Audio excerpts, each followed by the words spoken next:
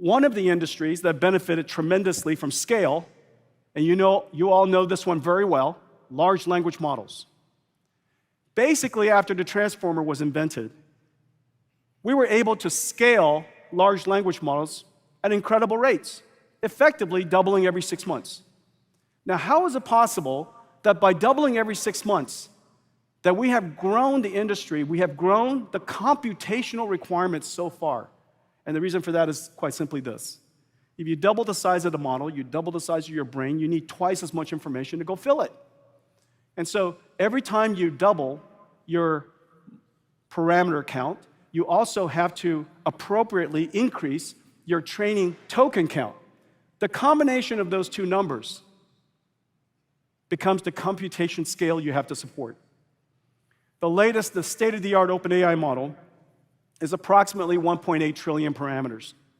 1.8 trillion parameters required several trillion tokens to go train.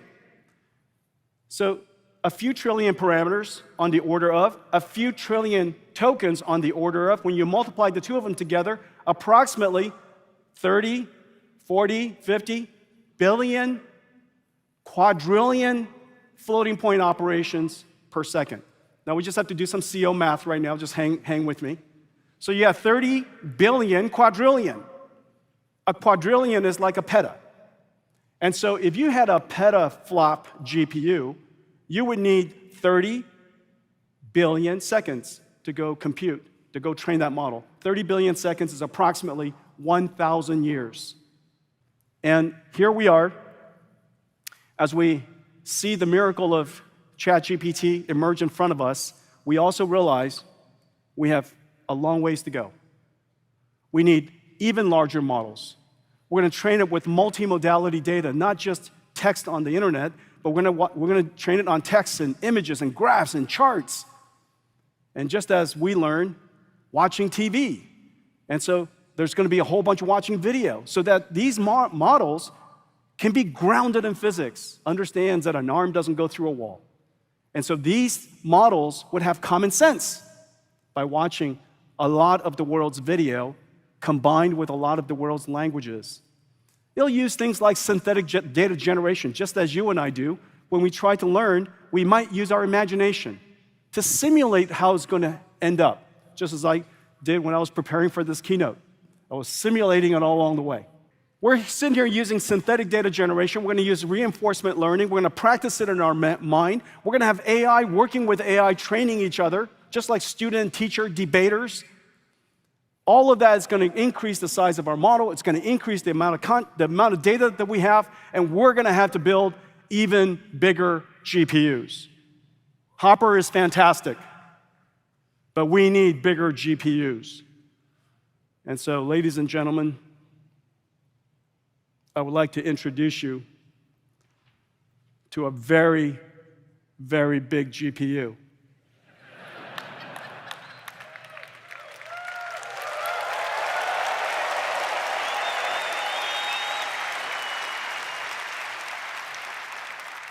Named after David Blackwell. Blackwell is not a chip. Blackwell is the name of a platform. People think we make GPUs, and we do, but GPUs don't look the way they used to. Here's the if you will, the heart of the Blackwell system, and this inside the company is not called Blackwell; it's just a number. And this is Blackwell sitting next to, this is the most advanced GPU in the world in production today. This is Hopper. This is Hopper. Hopper changed the world. This is Blackwell.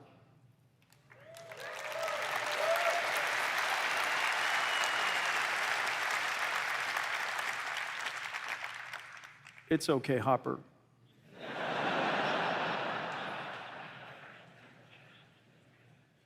You're very good. Good boy. Well, good girl.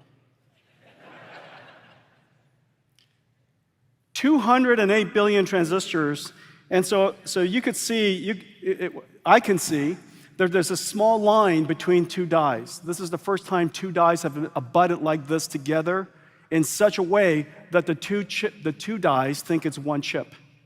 There's 10 terabytes of data between it, 10 terabytes per second, so that these two sides of the Blackwell chip have no clue which side they're on.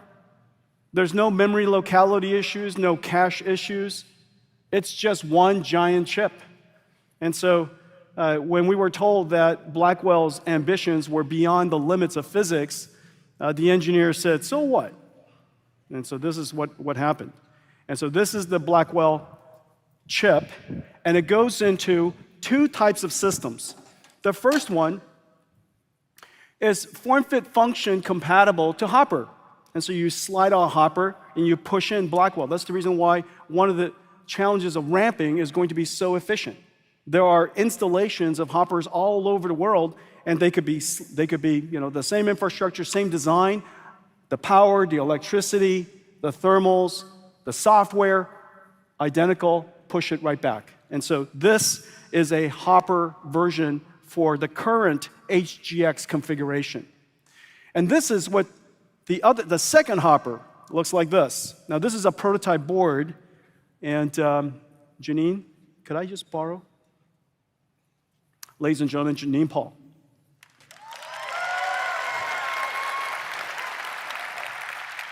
And so this is a fully functioning board, and I'll just be careful here. This right here is, I don't know, $10 billion.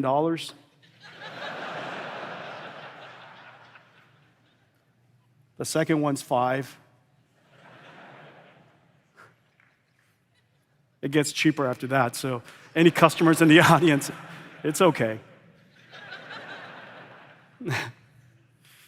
All right, but this one's quite expensive. This is the bring-up board, and the way it's going to go to production is like this one here, okay?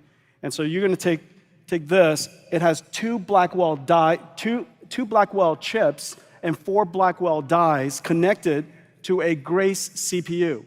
The Grace CPU has a super fast chip-to-chip link. What's amazing is this computer is the first of its kind where this much computation, first of all, fits into this small of a place. Second, it's memory coherent. They feel like they're just one big happy family working on one application together. And so everything is coherent within it. Just the amount of, you saw the numbers. There's a lot of terabytes this and terabytes that. But this is a miracle. This is let's see, what are some of the things on here? There's NVLink on top, PCI Express on the bottom. On your, which one is mine and your left? One of them, it doesn't matter. One of them is a CPU chip-to-chip link. It's my left or your, depending on which side. I was trying to sort that out, and I just kind of, doesn't matter.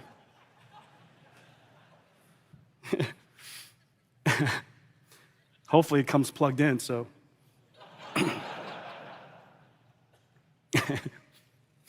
Okay, so this is the Grace Blackwell system. If you were to train a GPT model, 1.8 trillion parameter model, it took apparently about 3 to 5 months or so with 25,000 amperes. If we were to do it with Hopper, it would probably take something like 8,000 GPUs, and it would consume 15 megawatts. 8,000 GPUs and 15 megawatts. It would take 90 days, about 3 months. And that would allow you to train something that is, this groundbreaking AI model. And this is obviously not as expensive as anybody would think, but it's 8,000 GPUs. It's still a lot of money. And so 8,000 GPUs, 15 megawatts. If you were to use Blackwell to do this, it would only take 2,000 GPUs. 2,000 GPUs, same 90 days, but this is the amazing part. Only 4 megawatts of power. So from 15, yeah, that's right.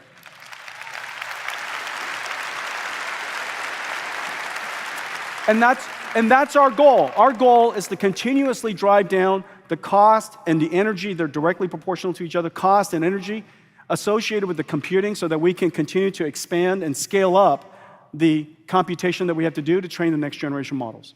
Well, this is training.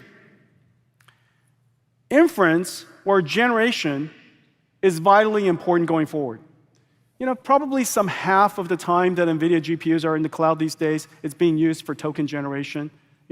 They're either doing Copilot this or ChatGPT that, or all these different models that are being used when you're interacting with it, or generating images, or generating videos, generating proteins, generating chemicals. There's a bunch of generation going on. All of that is in the category of computing we call inference. But inference is extremely hard for large language models because these large language models have several properties. One, they're very large. And so it doesn't fit on one GPU. So now that you understand the basics, let's take a look at inference of Blackwell compared to Hopper. And this is the extraordinary thing.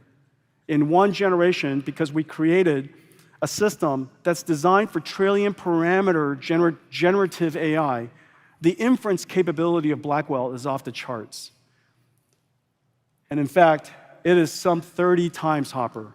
Yeah.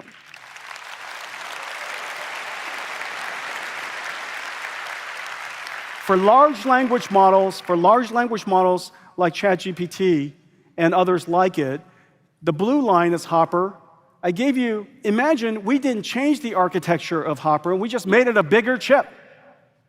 We just used the latest, greatest 10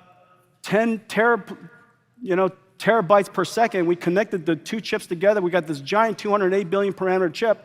How would we have performed if nothing else changed? And it turns out quite wonderfully, and that's the purple line, but not as great as it could be. And that's where the FP4 Tensor Core, the new transformer engine, and very importantly, the NVLink switch. And the reason for that is because all these GPUs have to share the results, partial products. Whenever they do all gather, whenever they communicate with each other, that NVLink switch is communicating almost 10 times faster than what we could do in the past using the fastest networks. Okay, so Blackwell is going to be just an amazing system for generative AI. And in the future, data centers are going to be thought of, as I mentioned earlier, as an AI factory. An AI factory's goal in life is to generate revenues, generate, in this case, intelligence in this facility, not generating electricity as in AC generators, but of the last industrial revolution and this industrial revolution, the generation of intelligence. It's not enough for humans to imagine.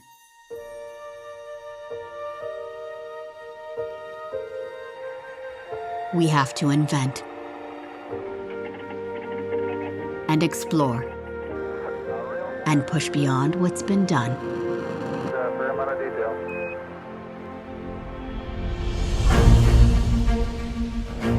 We create smarter and faster. We push it to fail so it can learn. We teach it, then help it teach itself. We broaden its understanding to take on new challenges with absolute precision and succeed. We make it perceive and move and even reason so it can share our world with us.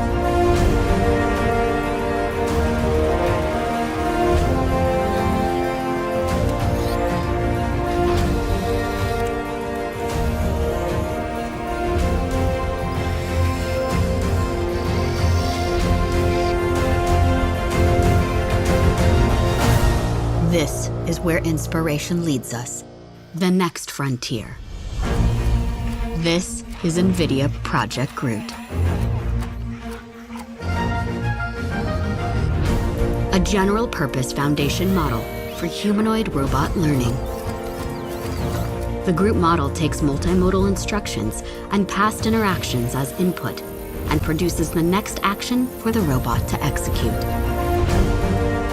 We developed Isaac Lab, a robot learning application to train Groot on Omniverse Isaac Sim.